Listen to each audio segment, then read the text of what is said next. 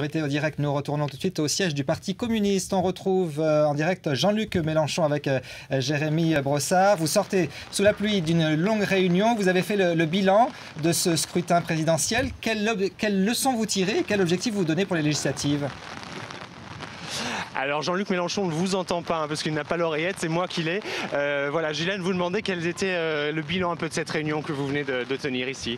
Alors d'abord, elle a été très longue parce que très précise.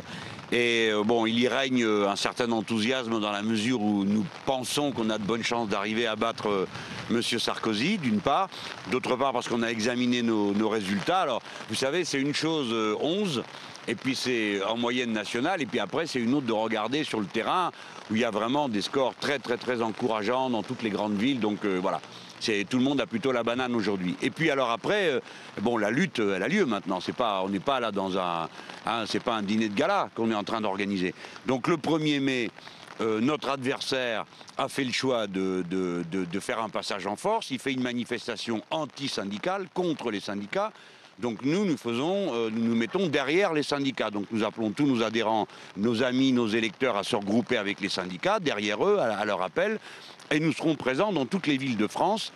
Et en fin de parcours, évidemment, nos amis, suivant la situation locale, défileront eux aussi. Voilà.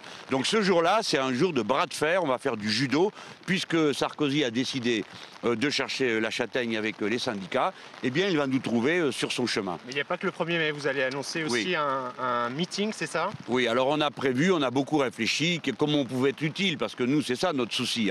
Nous voulons faire battre Sarkozy, nous allons nous servir du bulletin Hollande pour le faire, nous allons donc voter Hollande, mais comment peut-on le faire d'une manière efficace? Comment peut-on se rassembler efficacement? Donc il ne faut pas qu'on aille s'empêtrer dans le dispositif socialiste, parce que c'est eux qui mènent leur campagne, et c'est bien normal, c'est à eux de convaincre pour le deuxième tour. Mais nous aussi, il faut qu'on prenne toute notre place. Donc on sera rassemblés le vendredi soir en région parisienne, sur la place Stalingrad, qui est un peu notre place fétiche, puisque c'est là qu'on a commencé le premier de tous les meetings de la campagne des élections présidentielles. C'est là qu'aura donc lieu le dernier de tous les meetings de la campagne présidentielle.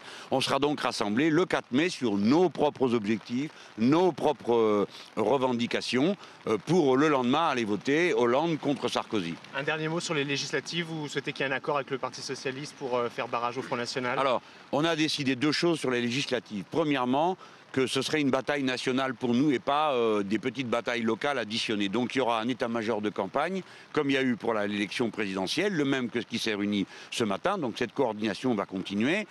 Nous sommes en train de préparer l'idée de fournir du matériel commun à tout le monde. Et évidemment, il y a une situation qui est tout à fait hors du commun.